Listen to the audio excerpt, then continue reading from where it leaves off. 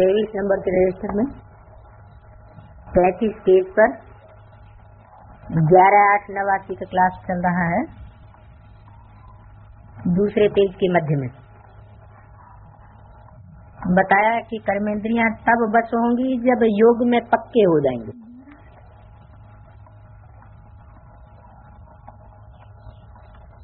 कर्मेंद्रियां शांत हो जाएंगी, इसमें बड़ी मेहनत है।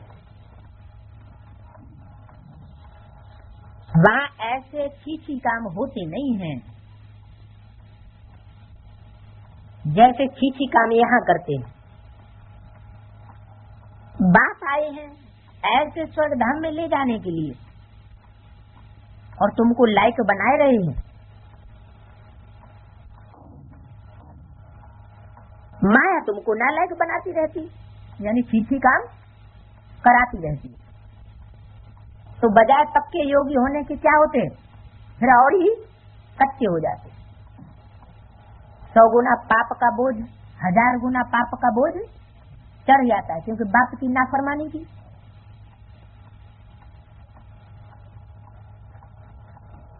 तो बाप आए हैं ऐसे स्वर्ग धाम में ले जाने।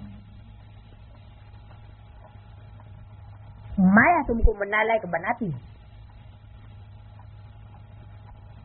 स्वर्ग व जीवन मुक्ति धाम में चलने लायक बनने नहीं देती है। जैसे कोई वैद्य दवाई देता है और कुछ पथ्य भी बताता है कि ये चीजें नहीं खाना, और अगर कोई मरीज खा लेता है तो वैद्य को बताएगा नहीं, क्योंकि गलती खुद से हुई है। तो वैद्य क्या जाने, वैद्य के ऊपर दोष आ सकता है क्या? या तो गलती हो पूरा पोता मिल देना चाहिए।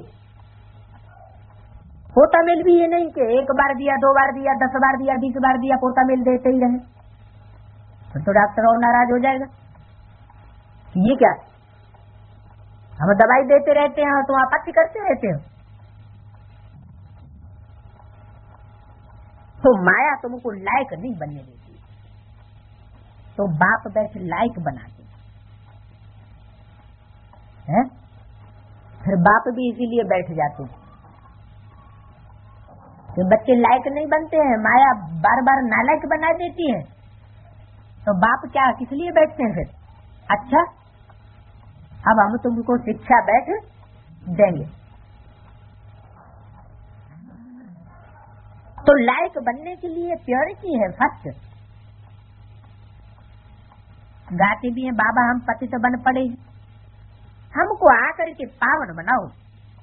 ऐसे नहीं पढ़ाई पढ़ाई के चले जाओ फिर हम पावन बनते रहेंगे, नहीं, आकर के पावन बनाओ। ऐसे नहीं कहते ज्ञान सुनाने के लिए आओ, हे पतित पावन आओ ज्ञान सुनाओ। क्या कहते हैं? बुलाने का अहम आद्य क्या है? पतितों को पावन बनाओ। तो पावन बना पवित्र। गायन भी है अमृत छोड़ विष काहे को खाए, उनका नाम विष भी है, जो आदि मध्यंत दुख देते, जो आदि भी सुहेला तो मध्य और अंत भी सुहेला होगा। तो ज्ञान अमृत है सुहेला, सुख देने वाला, आदि में भी सुख देता, मध्य में भी सुख देता, अंत में भी सुख देता। और विषय विकास, इनका बीज जितना बोया जाता है, ये बीज बोने की संगम युग में जितनी शूटिंग की जाएगी उतना आदि मध्य और अंत दुख ही मिलेगा। जैसे दुनिया में बच्चा पैदा होता है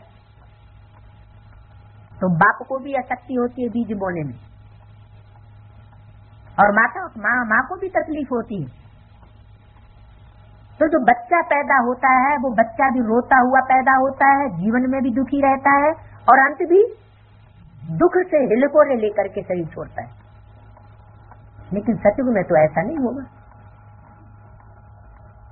वहां जो बीजारोपण होगा वो भी सहज होगा। मुख के प्यार से बच्चा पैदा होता है, शेष इंद्रियों से, दृष्टि के स्नेह से संतान पैदा होती है, जैसे मोर मोरनी का मिसाल दिया हुआ है। आज भी भारतवर्ष में इसीलिए पवित्रता के कारण मोर को राष्ट्रीय पक्षी माना गया है। मोर में ऐसे नहीं कि देह अभिमान होता नहीं है, होता तो है, लेकिन वो शेष इंद्रिय के द्वारा व्यक्त होता है। इसलिए वो देह अभिमान की पूंछ का पंख आज भी कृष्ण के मस्तक पर लगाते। तो ये ड्रामा में नूद है। चाहे ऐसा बीज बो जिसमें आदि मध्य अंत दुख मिले, और चाहे ऐसा बीज बोलो जिसमें आदि में भी सुख, मध्य में भी सुखी और अंत में भी सुखी। बाप कितनी बार आए हैं, तुम बच्चों से आकर के मिले हैं और तुम्हें कनिष्ठ से उत्तम पुरुष बनाया है। आकर के ऐसे नहीं आकर के चले गए और तुम उत्तम पुरुष अपने आप बनते रहे। आत्मा पवित्र होती है तो आय भी बड़ी हो जाती है, हेल्थ वेल्थ और हैप्पीनेस सब मिल जाती है। किस आधार पर? प्योरिटी के आधार पर। ये भी तुम बोर्ड पर लिख सकते हो, health wealth happiness for 21 generation in 1 second. Brahma को विष्णु बनने में कितना टाइम? 1 सेकेंड। ये 50-55 वर्ष किस खाते में जाते हैं? किस खाते में गए? तो 50-55 वर्ष से भी ऊपर हो चुका।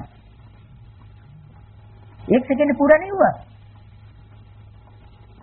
जरूर ब्रह्मा का जो प्रैक्टिकल पार्टधारी है उसे उस निराकार बाप जो कहते हैं, निराकार भगवान उवाच, उसका अभी पक्का निश्चय नहीं हुआ। अगर पक्का निश्चय हो जाए कि यही वह निराकार भगवान है जो उवाच करता है, तो उस 1 सेकंड में ही ब्रह्मा को विष्णु बनकर के संसार में प्रत्यक्ष हो जाए, ब्राह्मणों की दुनिया में।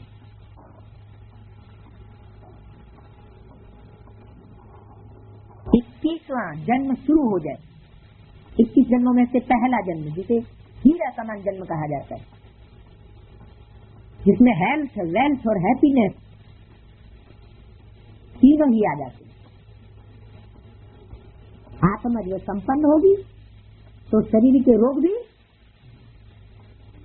भाग जाएंगे। आत्मा असंपन्न होती है तो शरीर के रोग भी आते हैं। ये तो भक्ति मार्ग में भी ये गायन चला आ रहा है, राम कृपा नाश है सब रोग, जो यही भांति बने संयोग। संपूर्ण संग माने संपूर्ण और योग माने योग। जब संपूर्ण योग लगता है तो शरीर के रोग भी सब भाग जाते। तो बाप से ये वर्षा मिलता है 21 जन्मों का। कई बच्चे बोर्ड लगाने से भी डरते हैं। बोर्ड तो सबके घर पर रहता ही है, क्योंकि तुम सर्जन के बच्चे हो ना। तुमको हेल्थ वेल्थ हैप्पीनेस सब मिलती है, तो तुम फिर औरों को दे सकते हो। तो जब दे सकते हो तो क्यों नहीं बोर्ड पर लिख देते, health wealth happiness for 21 generation. तो बोर्ड पे लिखेंगे तो दूसरों को समझाना भी पड़ेगा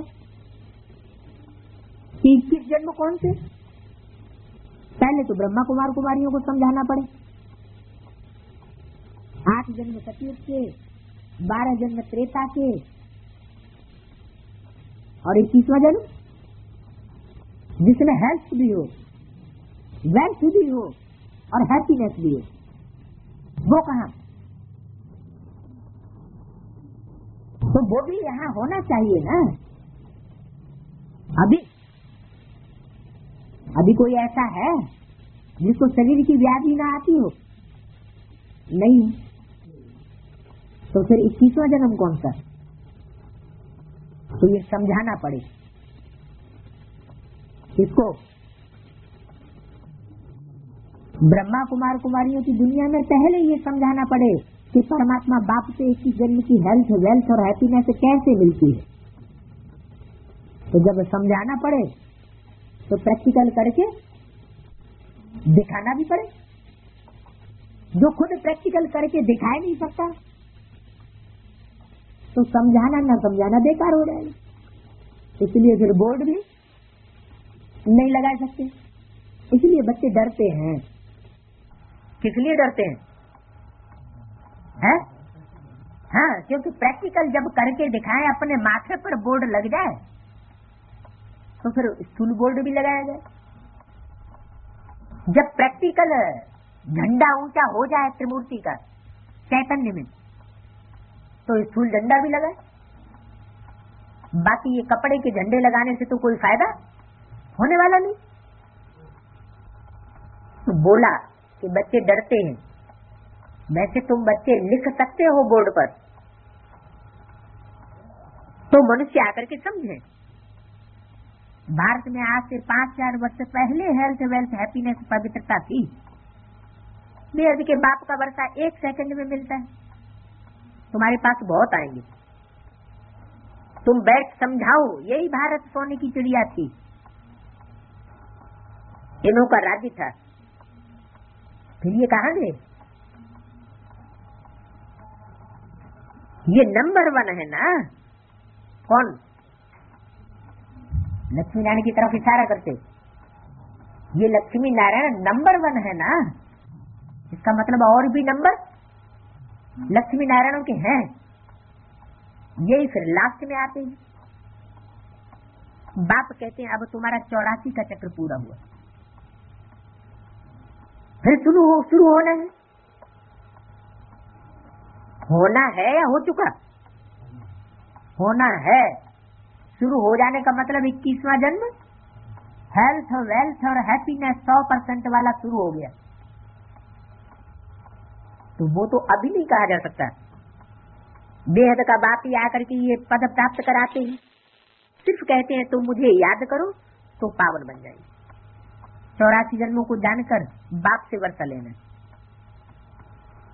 परंतु पढ़ाई तो चाहिए। तुमको कहा जाता है सुदर्शन चक्रधारी। नया तो कोई समझ नहीं सकता कि ये सुदर्शन चक्रधारी क्या होता है। तुम जानते हो स्व आत्मा को कहा जाता है। यानी आत्मा 84 के चक्र में कैसे आती है। हमारी अपनी अपनी आत्मा 84 के चक्र का पार्ट कैसे बजाती है। उन बातों का मनन, चिंतन, मंथन करना, वही है सुदर्शन चक्रधारी। इस कार्य में सबसे पहले आगे आगे कौन सी आत्मा जाती है? जिनको चित्रों में संपन्न स्टेज में दिखाया गया है सुदर्शन चक्रधारी। चक्र किसको दिखाते हैं? विष्णु को दिखाते हैं, कृष्ण को दिखाते हैं। तो जरूर विष्णु के रूप में जो 4 सहयोगी भुजाएं दिखाई गई हैं आत्माएं, वो अपने आत्मा के 84 के चक्र को पहले मनन, चिंतन, मंथन के द्वारा जान लेती है। इसलिए उनका चित्र दिखाते हैं। तो हम आत्मा जो पवित्र थी, शुरू से लेकर 84 का चक्र लगाया, वो भी बाप बतलाते। तुम पहले शिव की भक्ति शुरू की। तुमने तुम किससे कहा? तुम किससे कहा जाता है? जो सामने बैठा होता है उससे तुम कहा जाता है। तो बाप सन्मुख जिन बच्चों को कहते हैं कि तुमने पहले शिव की भक्ति की शुरू, बाकी ने नहीं की। क्योंकि कुछ ऐसी भी आत्माएं जो द्वापर युग के आदि से ही इब्राहिम आया और उसके प्रभाव से प्रभावित होकर के दूसरे धर्म में चली गई और उन्होंने अब विचारी भक्ति शिव की नहीं कर सकी। देवताओं की, ढेर देवताओं की मूर्तियों की भक्ति करने लग पड़ी और अब विचारी भक्ति से महरूम हो गई। तुम तो अब विचारी भक्त थी। बाप के सिवाय इन बातों को कोई समझा नहीं सकता। बाप कहते हैं मीठे मीठे बच्चों, तुमने पहले पहले ये जन्म लिया है। कौन सा जन्म? इसका भी फाउंडेशन कब पड़ा? अब भी विचारी भक्ति का, जिसमें कोई दूसरे की भक्ति नहीं की, ये फाउंडेशन कब पड़ा? ये फाउंडेशन भी संगम युग पर पड़ता है। जो तुम बच्चे बाप के सन्मुख बैठने वाले हो, 21 जन्म पूरे लेने वाले, 21 जन्मों का वर्षा लेने वाले, वो बच्चे 4.5 लाख हैं, जो डायरेक्ट बाप के सन्मुख बैठकर एक को ही देखते हैं, एक को ही सुनते हैं, एक से ही बात करते हैं। द्वैत पैदा करने वाला कोई दूसरा धर्म पिता उनको गाइडेंस नहीं दे सकता। तो ऐसी अव्यभिचारी शूटिंग संगम युग पर होती है, और जो व्यभिचारी होते हैं वो भाग जाते हैं, क्योंकि वो द्वैत पैदा करने वाले हैं। एक बात मानेंगे मत की, श्रीमत की, और एक बात नहीं मानी, सारी बातें उनको अच्छी नहीं लगेंगी। तो तुम बच्चों ने पहले पहले ये जन्म लिया है, मीठे मीठे बच्चों ने। मीठे मीठे क्यों कहते हैं? जब भी मुरली शुरू करेंगे मीठे मीठे बच्चों को, रूहानी बच्चों को, बेहद का बाप बेहद के बच्चों को समझाते हैं। शुरुआत में ये याद क्यों दिलाते हैं? क्योंकि जो मीठे बच्चे होंगे वो बाप का मुंह कड़ुआ करके कब नहीं जाएंगे। एक बार बाप के बच्चे बने तो धोखा कभी नहीं देंगे। बाप कहते हैं कोई साहूकार होगा तो कहेगा ना कि आगे जन्म में इसने इतना ऐसा कर्म किया है जो साहूकार बना। तो राम राजा, राम प्रजा, राम साहूकार कहा जाता है। तो ये कर्म भी कब किए? राम ने, जो राजा भी बना, प्रजा वर्ग में भी गया, साहूकार भी बना। ये फाउंडेशन कब पड़ता है? जरूर संगम युग पर इन सब बातों का फाउंडेशन पड़ता है, क्योंकि राम वाली आत्मा तो सबका बीज है, साहूकारों का भी बीज है, राजाओं का भी बीज है, और प्रजा का भी वही बीज है। कोई रोगी होगा, कहेंगे पिछले कर्म का हिसाब किताब है। अच्छा, इन लक्ष्मी नारायण ने कौन सी कर्म किए जो ये निरोगी बने हैं? कौन से कर्म किए? जो मुख्य कर्म किया जिससे त्याग, तपस्या और सेवा तीनों के लायक बने, वो है याद। एक बाप की अव्यभिचारी याद। अव्यभिचारी याद से ही रोग नहीं आते। दूध में मिलावट होगी तो दूध जल्दी खराब होगा। दूध जितना ही प्योर होगा उतने ज्यादा समय तक वो रह सकेगा। तो मिलावट होने से कीड़े पड़ते हैं। तो मुख्य बात हुई अव्यभिचारी पने की। बाप बैठ समझाते हैं, इनके अब 84 जन्म पूरे हुए, अब इनको फर्स्ट नंबर में आना है। राजयोग भगवान संगम युग पर ही आकर के सिखलाते हैं। अभी तुम समझ रहे हो कि बाबा हमें राजयोग सिखलाए रहे हैं। नाम क्या रखा? राजयोग, राजाई प्राप्त करने का योग। डॉक्टर पढ़ाता है तो पढ़ने वालों को डॉक्टर से योग लगाना पड़ता है। वकील पढ़ाता है तो पढ़ने वालों को वकील से योग लगाना पड़ता है। और यहाँ कौन पढ़ाता है? यहाँ भगवान पढ़ाता है। तो भगवान पढ़ाएगा तो भगवान भगवती बनाएगा ना। लेकिन वास्तव में भगवान भगवती नहीं कहा जा सकता, क्योंकि भगवान तो एक ही होता है। गॉड इज द ट्रूथ, और वो एक ही होता है। अगर दूसरा है तो भगवान नहीं होता। भगवान तो अकेला है, और सत्य भी अकेला है। सत्य दो नहीं हो सकते। तो फिर राजयोग कौन सिखलाता है? राजयोग सिखलाने वाला राजा होना चाहिए स्वयं या भगवान होना चाहिए? जो राजा होगा वो राजा ही सिखलाएगा, डॉक्टर होगा तो डॉक्टरी सिखलाएगा, टीचर होगा तो टीचर्स की ट्रेनिंग देगा। तो भगवान खुद राजा बनता है क्या? वो राजाई देने वाला है कि लेने वाला है? देगा कहाँ से जब खुद ही नहीं करता है?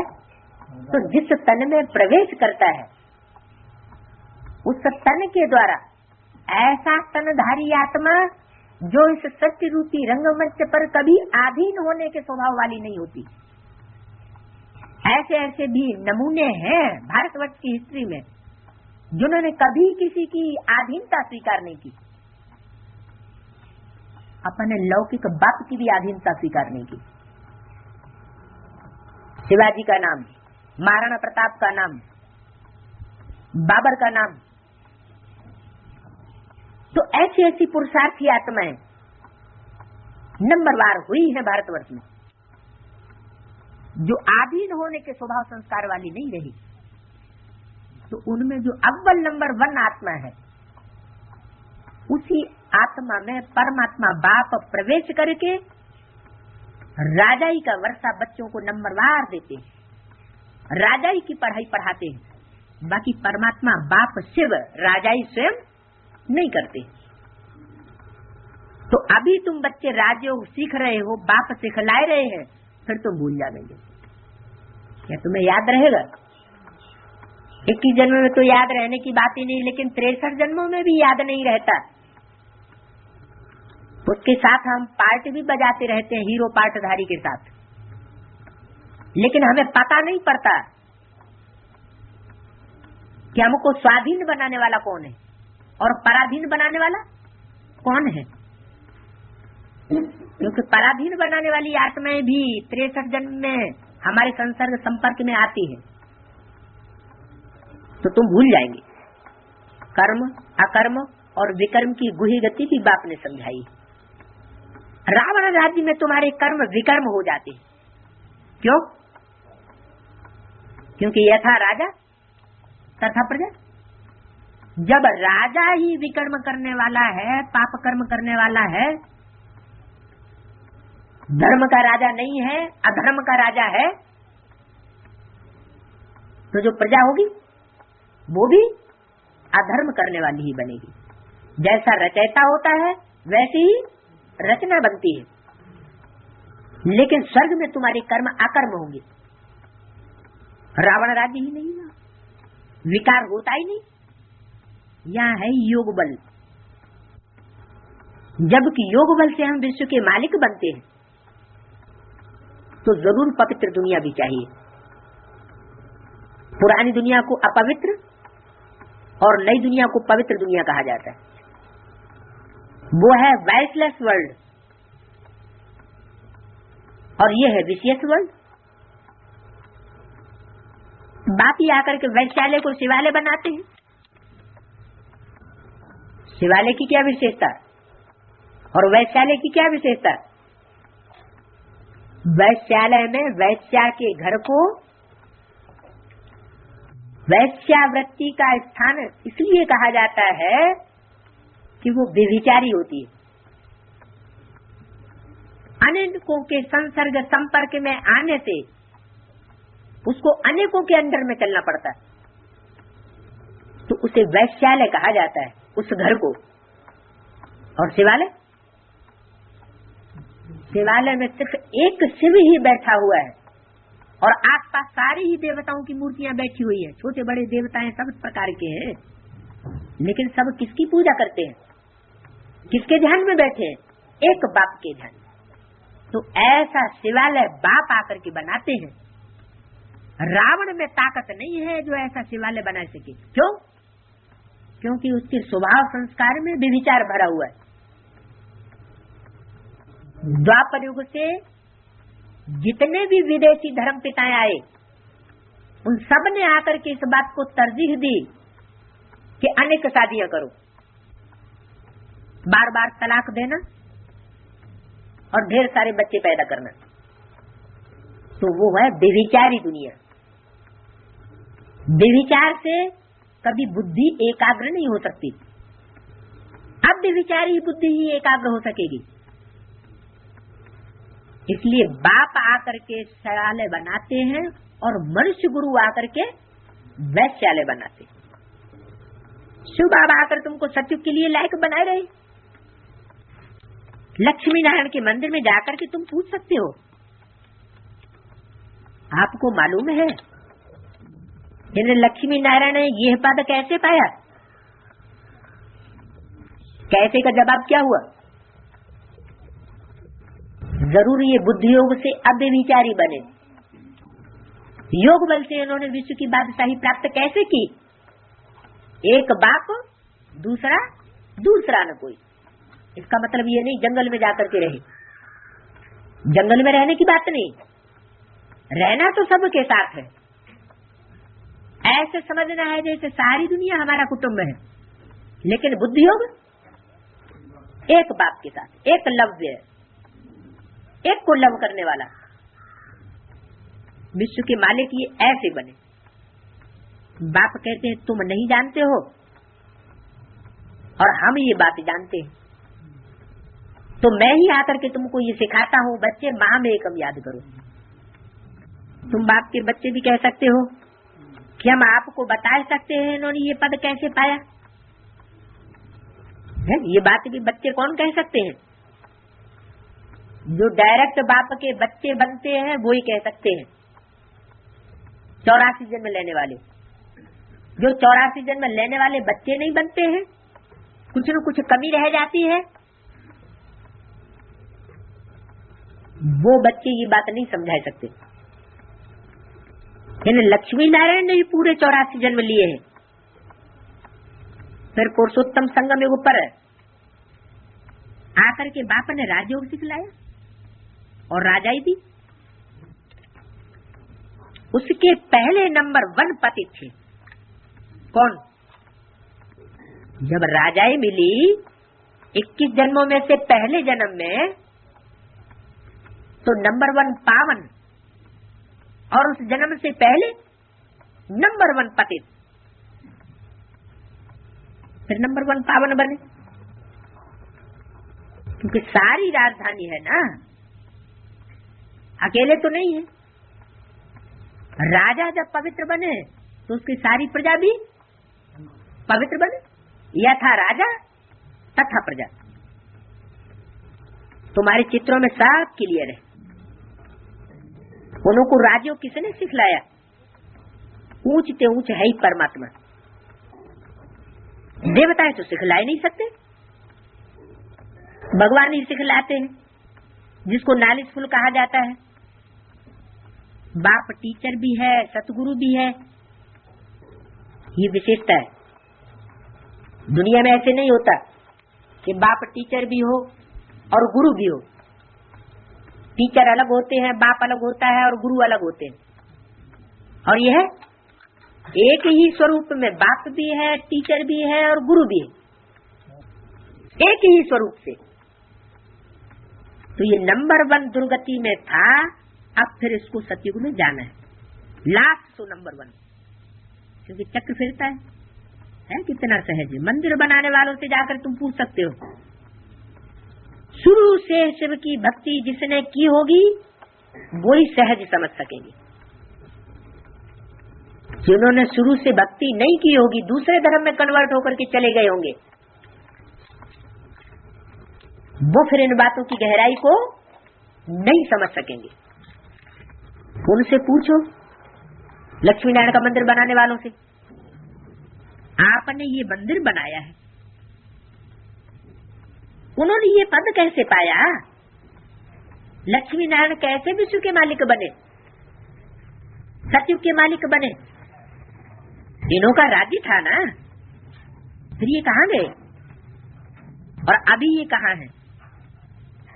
तुम 84 की कहानी बताओ तो वो बहुत खुश हो जाएंगे। ये चित्र आपकी पॉकेट में पड़ा हुआ हो, 84 जन्मों की कहानी का ये चित्र, कि कैसे पहले जन्म में नंबर 1 पावन और आखिरी जन्म में नंबर 1 पतित ये चित्र हमेशा पॉकेट में पड़ा रहे। कौन सा चित्र? बैज का चित्र। ये बैज नहीं जो विदेशियों वाला बनाए रखा है बिंदु, ये तो देहधारी गुरुओं ने बनाया है। बाबा का बनाया हुआ बताया हुआ चित्र कौन सा है बैज में? एक तरफ त्रिमूर्ति और दूसरी तरफ लक्ष्मी नारायण। उस त्रिमूर्ति में पतित स्वरूप भी बैठा हुआ दिखाया गया और पावन स्वरूप भी बैठा हुआ दिखाया गया और पतित को पावन बनाने वाला भी बैठा हुआ दिखाया गया। तीनों के चित्र हैं। तो तुम किसको भी समझा सकते हो, तुम समझ जाएंगे कि ये हमारे कुल का है या नहीं है। कैसे समझेंगे? है? हाँ, अगर उसको समझता है, जचता है तो हमारे कुल का है। हमारे संकल्पों का खून और उसके संकल्पों का खून एक हो गया। और अगर समझाने से नहीं समझता है तो इसका मतलब हमारे खून का नहीं है। 23 नंबर के रजिस्टर में 35 केस पर 12/8/89 का प्रातः क्लास। मीठा मीठा बेहद का बाप मीठे मीठे बच्चों को बैठ समझाते। ये तो समझते हो ना, बहुत मीठा मीठा बाप है। देवताएं तो पवित्र थी। ड्रामा के प्लान अनुसार फिर वो हिंदू कहलाने लगे। वास्तव में हिंदू धर्म तो है नहीं। हिंदुस्तान तो नाम बाद में पड़ा है, असली नाम है भारत। कहते हैं भारत माताओं की जय। हिंदुस्तान की माताएं थोड़ी कही जाती। भारत में ही राज्य था, भारत की ही महिमा करते हैं। तो बाप बच्चों को सिखलाए रहे हैं, बाप को कैसे याद करो?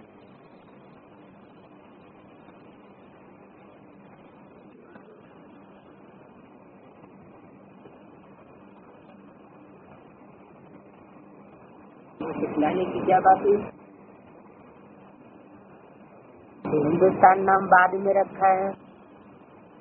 हिंदुस्तान माताएं नहीं कही जाती है, भारत माता कही जाती है। भारत माता की जय।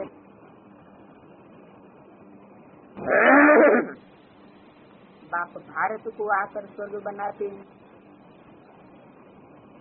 तो बाप बच्चों को सिखलाए रहे हैं बाप को कैसे याद करना। बाप आए ही हैं घर ले चलने के लिए। इसको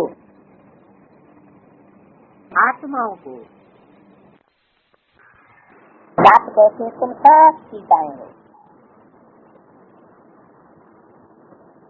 सब सीताएं हो।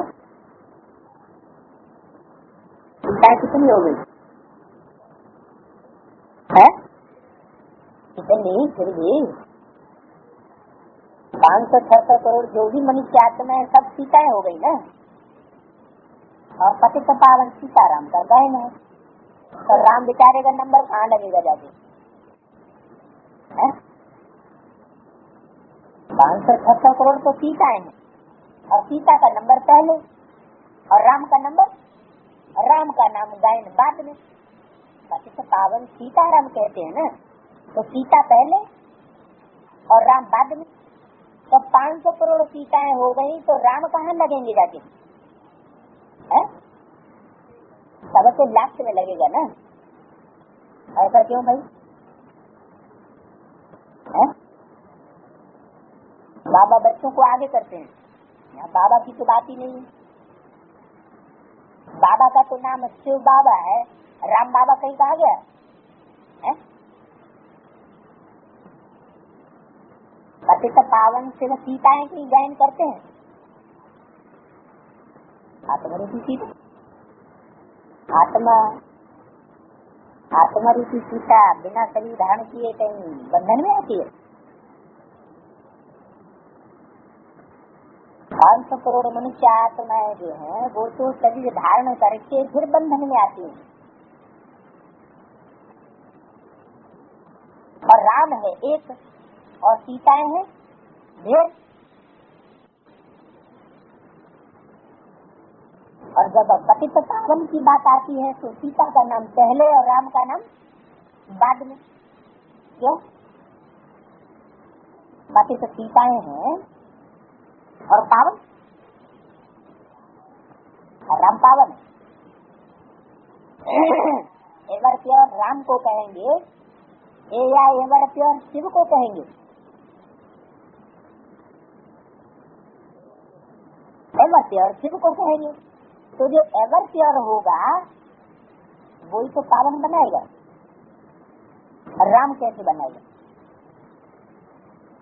राम और कृष्ण ये तो खुद ही पति भी बनते हैं और फिर पावन ही बनते हैं शिव बाप के संग से। अगर शिव बाप इनमें प्रवेश न करे तो ये भी पति से पावन नहीं बन सकते। इनको भी पावर मिलती है।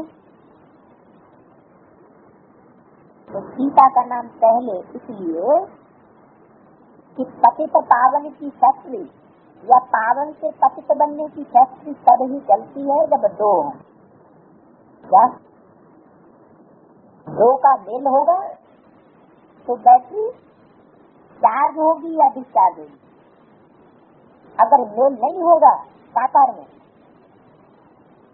तो न बैटरी चार्ज हो सकती है और न डिस्चार्ज हो।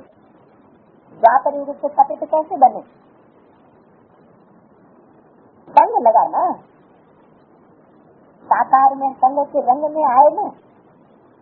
हाँ, वहाँ अनेकों के संग का रंग लगता रहा तो डिस्चार्ज बनने से बैटरी डिस्चार्ज हुई और संग मिल गई। सारी दुनिया को ये नियम आगे पीछे अपनाना पड़ेगा। मेरा तो एक शिव बाबा, दूसरा नहीं।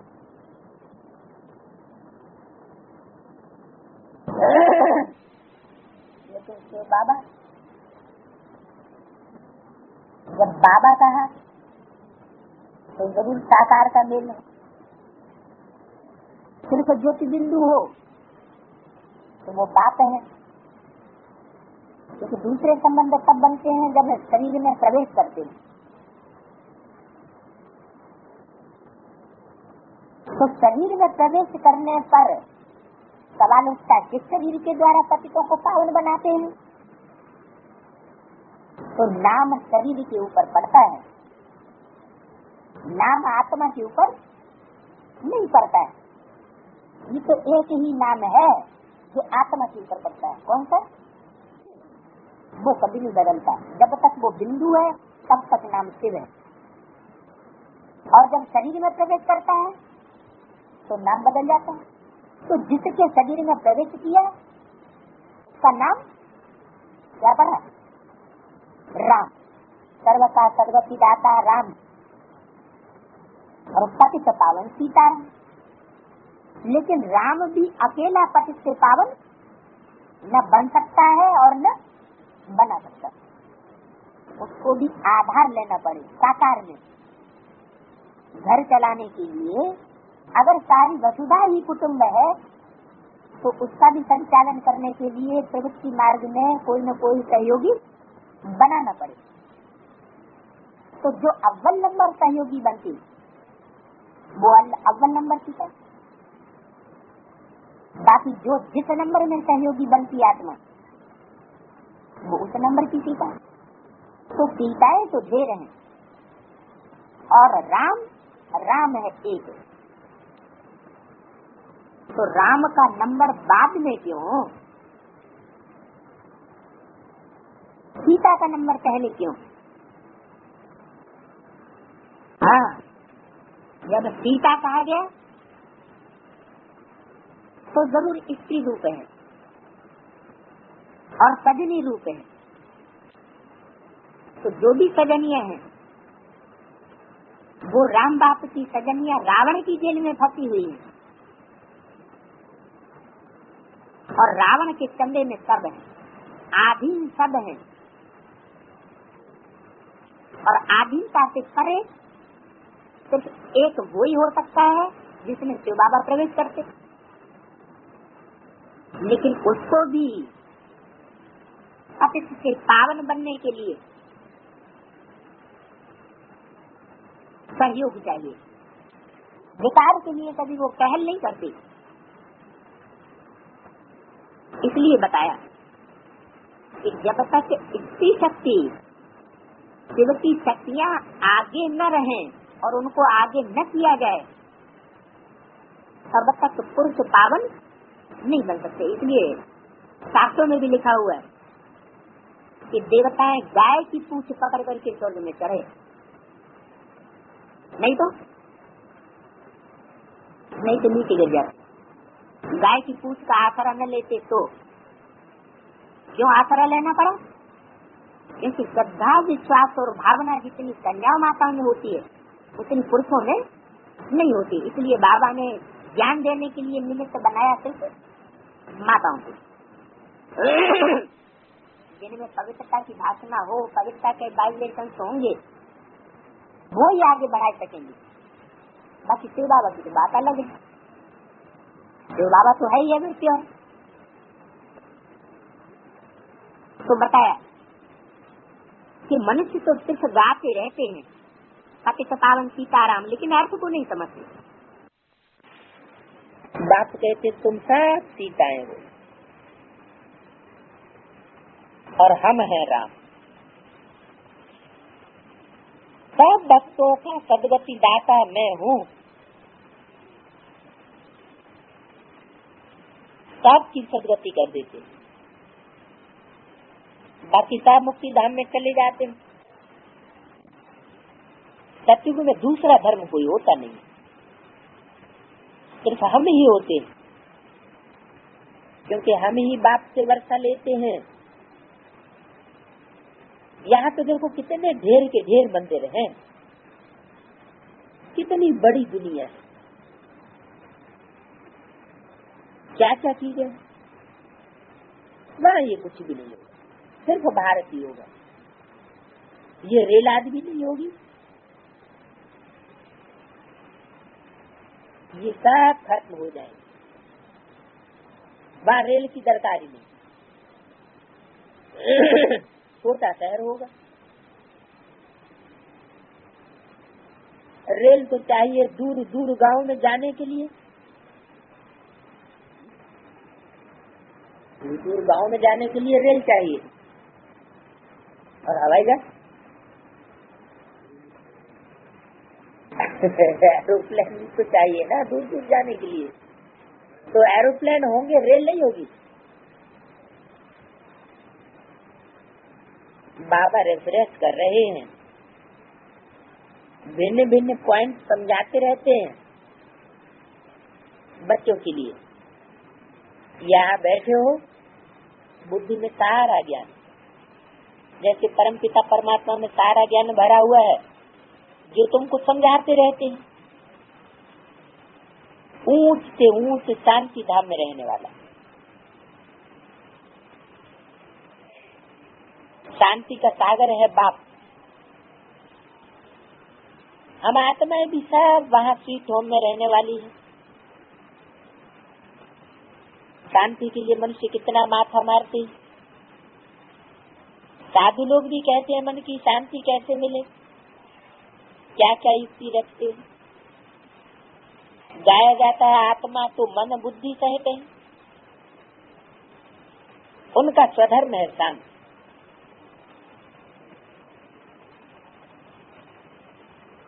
अगर मुख नहीं, कर्मेंद्रियां नहीं, तब तो जरूर शांति होगी।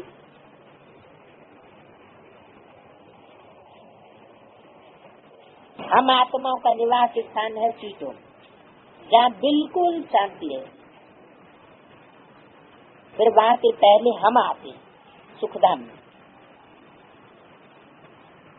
अभी तो इस दुखधाम में ट्रांसफर होते हैं सुखधाम से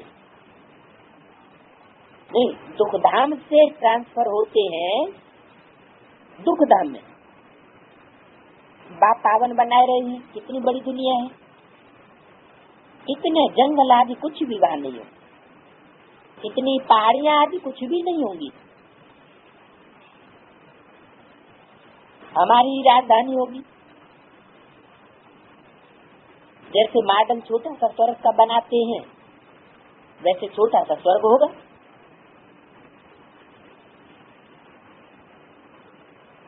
क्या होना है तो बंडल देखो, कितनी बड़ी सृष्टि है। यहाँ तो सब आपस में लड़ते रहते हैं, फिर इतनी सारी दुनिया खत्म हो जाएगी, बाकी हमारा राज्य रहेगा। इतना सब कुछ खत्म हो करके ये सब कहाँ जाएंगे? समुद्र, धरती, ये सब कहाँ जाएंगे?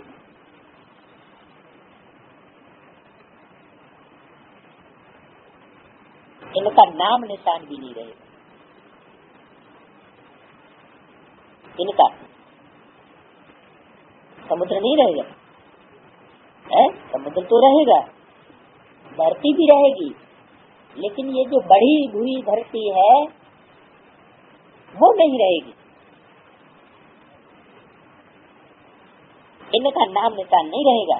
समुद्र में जो चीज जाती है वो अंदर ही खत्म हो जाती है। सागर हप कर लेता है, तत्व तत्व में और मिट्टी मिट्टी में मिल जाती है।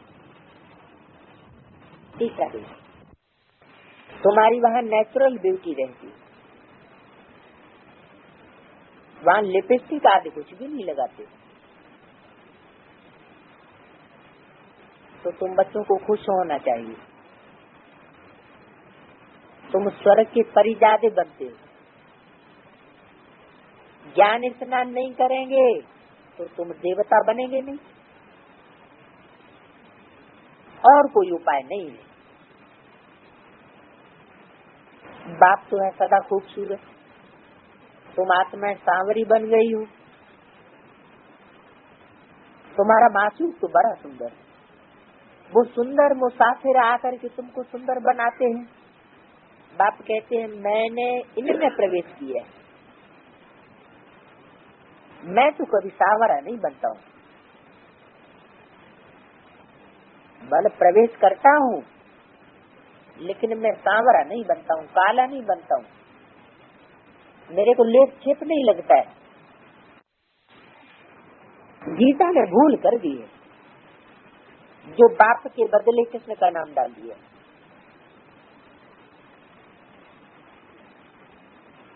इसको कहा जाता है एकज भूल।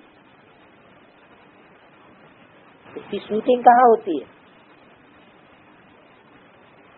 ये एक ही भूल है जिसकी शूटिंग होती है संगम युग में। कैसे शूटिंग कैसे हुई? कि गीता माता का भगवान, गीता पति परमेश्वर, गीता माता का पति बनकर आता है, तो पति है तो जरूर साकारी होगा, क्योंकि बाप के सिवाय आत्माओं के जो भी संबंध बनते हैं वो सब साकार में बनते हैं। तो गीता माता से पति पहले होगा ना, पति ही माता को एडॉप्ट करता है। तो यज्ञ के आदि में परमात्मा से जिस साकार स्वरूप में पहले प्रवेश करते हैं और साक्षात्कारों का रहस्य समझाते हैं, इससे जानकारी का बीज बोते हैं, वो बीज बोने वाला स्वरूप हुआ गीतापति भगवान।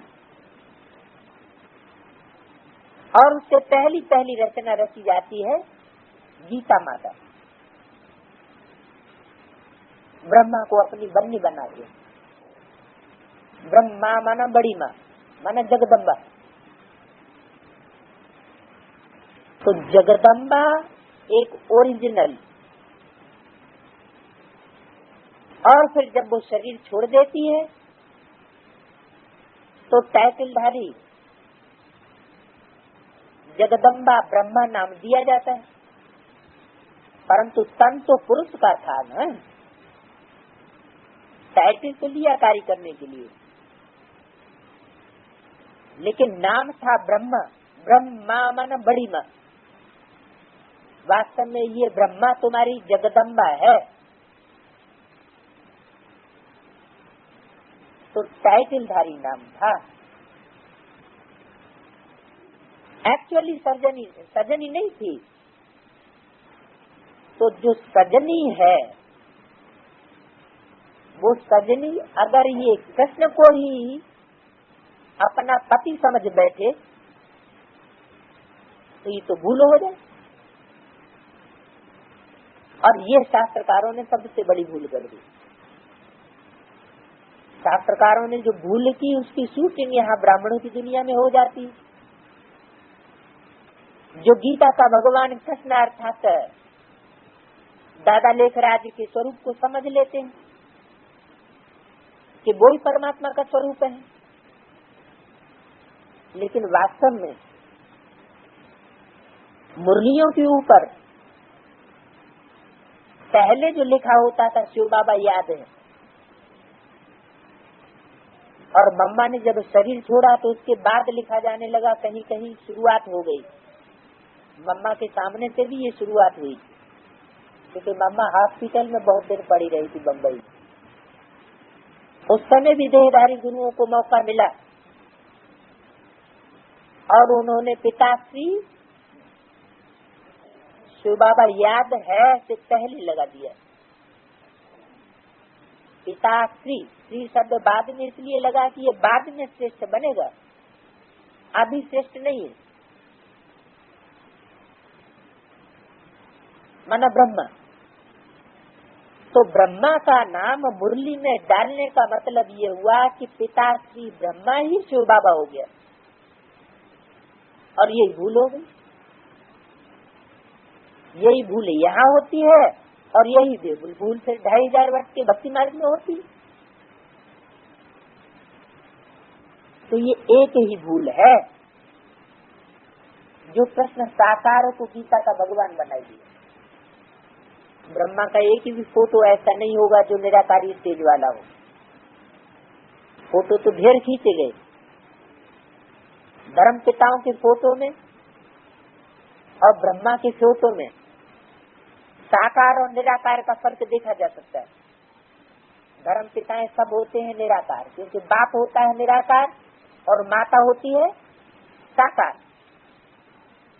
बीज माना सूक्ष्म निराकार और धरणी माना साकार, जिसमें बीज बोया जाता है। तो धरणी है माता और बीज है पिता। तो गीता में ये भूल हो गई, जो बाप के बदले कृष्ण का नाम डाल दिया। मतलब गीता है या भागवत है, उसमें जो भी ज्ञान है या जो भी कहानियां हैं, जो भी जीवन कहानी है, वो है सब बाप की, प्रजापिता की कहानी।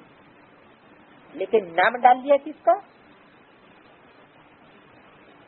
दादा लेखराज ब्रह्मा का नाम डाल दिया। तो बाप के बदले कृष्ण का नाम डाल देने से ये एक ही भूल सारी गड़बड़ कर देती। सारे विश्व को सुंदर बनाने वाला तो शिव बाबा है। उनके बदले जो स्वर्ग का पहला नंबर सुंदर बनता है, उनका नाम डाल दिया है। सारे विश्व को सुंदर स्वर्ग कौन बनाता है? शिव बाबा। और नाम किसका डाल दिया? जो पहले नंबर में बनने वाला है। कौन है बनने वाला? कृष्ण। सत्युग में बच्चे के रूप में जो जन्म लेगा, उससे कृष्ण बच्चे को जन्म देने वाला कौन होगा? कृष्ण बच्चा किसका बच्चा होगा? कोई बाप का बच्चा होगा ना। तो जो उसका बाप है वो ही है सुंदर दुनिया बनाने वाला और सुंदर कृष्ण को जन्म देने वाला प्रैक्टिकल में।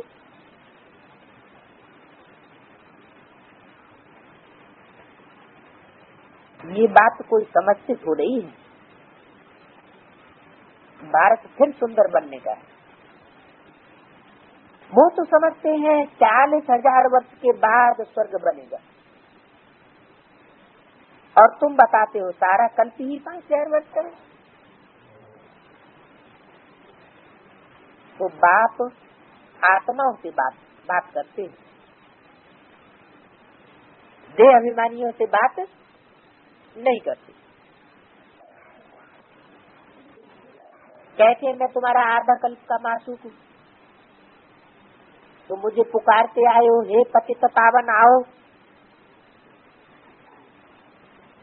आकर के हम आत्माओं को पावन बनाओ। आना पड़े काहे के लिए? सिर्फ ज्ञान सुनाने के लिए। ऐसे नहीं कहते कि ज्ञान सुनाओ और चले जाओ। बुलाने का मकसद ही है, एम ऑब्जेक्ट ही है पतितों को पावन बनाना। ज्ञान तो सिर्फ समझने समझाने का साधन है, साध्य नहीं। तो जो पतित से पावन बनाने वाला है, आया हुआ है, उनकी मत पर चलना चाहिए, मेहनत करनी चाहिए। बाबा ऐसे नहीं कहते कि तुम धंधा आदि नहीं करो, नहीं, वो सब कुछ करना है।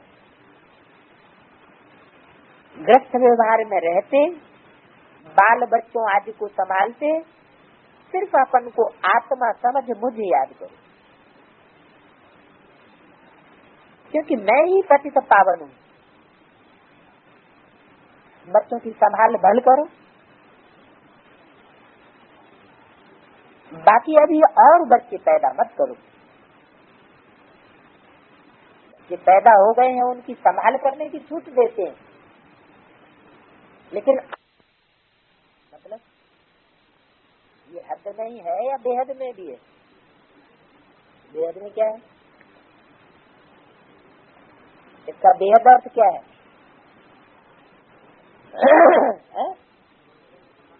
हाँ, जो बाबा के बच्चे बन चुके हैं, पहले उनकी संभाल करनी चाहिए कि और नए नए पैदा करने चाहिए? है? क्या करें? जो बाबा के बच्चे बन चुके हैं, पहले उनकी संभाल करना। परिवार वालों के जो बड़े हैं, परिवार वालों में उनका ये फर्ज हो जाता है। ये फर्ज नहीं है कि पैदा करते चले जाओ, उनकी परवरिश हो पाए या नहीं हो पाए, भले परिवार से ही वंचित हो जाए।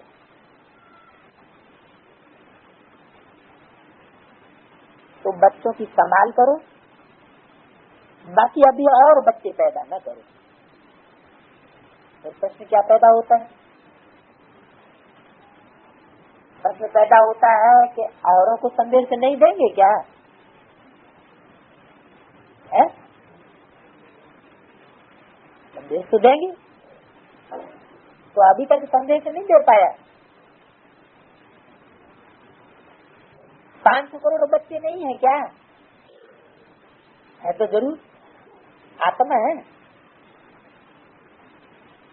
500 करोड़ आत्मा रूपी बच्चे हैं। आत्माएं नहीं बन पाते। आत्माएं सिर्फ कितने बनते हैं? जो बाप से वर्षा लेते हैं, है?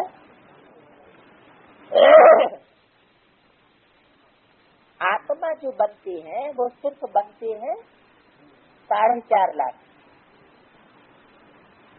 आत्मिक स्थिति में स्थित रहने वाले, और उनमें प्रवेश करने वाली आत्मा 4.5 लाख वो भी आत्मिक स्थिति में स्थित हो जाती है उनके संग के रंग से। यानी 9 लाख 9 लाख सितारे हैं जो आसमान में ऊंची स्टेज में चमकते हैं। कयामत के समय में सारी विश्व में चमकेंगे। बाकी उनमें भी प्रजा है। बाप उनको पढ़ाते तो हैं, वो डायरेक्ट बच्चे तो बनते हैं, लेकिन पूरी पढ़ाई पढ़ते नहीं है, तो प्रजा में चले जाते हैं या दास-दासी बन जाते हैं, चंडाल बन जाते हैं। लेकिन 12 बच्चे सिर्फ कितने हैं? 108, जो बाप से राजयोग सीख करके राजयोग का वर्षा लेते हैं। तो अब क्या करना है? नए नए बच्चे पैदा करने की कोशिश करनी है, या जो बच्चे बाप के बन चुके हैं उनको आत्मिक रूप में स्थिर कराने की प्रैक्टिस करानी है। क्योंकि अब अगर बच्चा पैदा करेंगे तो वो याद आते रहेंगे। कनेक्शन वृक्ष के जड़ों से लेकर के अंत तक किसके साथ रखना अच्छा है? बाप तो होगा ही नहीं, शिव ज्योति बिंदु तो होता ही नहीं 5000 वर्ष में, होगी तो फिर भी मनुष्य आत्माएं। हाँ, तो रामकृष्ण की आत्माएं उन दो के साथ ही तो कनेक्शन नहीं रहेगा। कनेक्शन तो औरों के साथ भी होंगे ना, इस दुनिया में रहेंगे तो ऐसी आत्माओं के साथ कनेक्शन रहे जो आदि से लेकर के अंत तक अपने धर्म के पक्के हों। वो अच्छा, या दूसरे धर्मों में कन्वर्ट होते जाए, वो अच्छा। अपने धर्म में रहना श्रेष्ठ है। दूसरे का धर्म भयभीत करने वाला है, सुख देने वाला नहीं है। स्वधर्म निधनम से परधर्मो भयावह, ये बात मुरली में भी बाबा ने बोली कि अपने धर्म में रहना अच्छा है, दूसरे धर्म में धक्के नहीं खाने चाहिए। तो इसकी शूटिंग कहाँ होती है? यहाँ ही इसकी शूटिंग होती है। जो बाप के बच्चे बन चुके हैं उनकी परवरिश नहीं करना, जो बाप से वंचित हो चुके हैं बच्चे बनकर उनकी तरफ ध्यान नहीं देना, और नए बच्चे पैदा करते जाना। अरे जब श्रेष्ठ आत्माएं तैयार हो जाएंगी तो प्रजा तो अपने आप तैयार होगी। राजा के पीछे प्रजा अपने आप तैयार होकर के भागती है। प्रजा बनाने के लिए कोई विशेष पुरुषार्थ नहीं करना पड़ता। राजा तैयार होगा तो प्रजा भी तैयार हो जाएगी। जितना पावरफुल राजा तैयार होगा उतनी प्रजा स्वतः ही तैयार होगी। अब और बच्चे पैदा नहीं करो, नहीं तो वो याद आते रहेंगे। अब संबंध, नए कनेक्शन, नए संबंध बनाने का टाइम है, या जो संबंध बन चुके हैं उनके बुद्धियों को तोड़ने का टाइम है? टाइम कौन सा चल रहा है? अभी तो तोड़ना है, नया जोड़ना नहीं है। जो जुड़ा हुआ है उससे भी बुद्धियों को तोड़ने का समय। अगर उल्टा किया तो फिर उल्टे हो जाएंगे। तो इन सब के होते हुए भी अब इनको भूल जाना। जो कुछ तुम देखते हो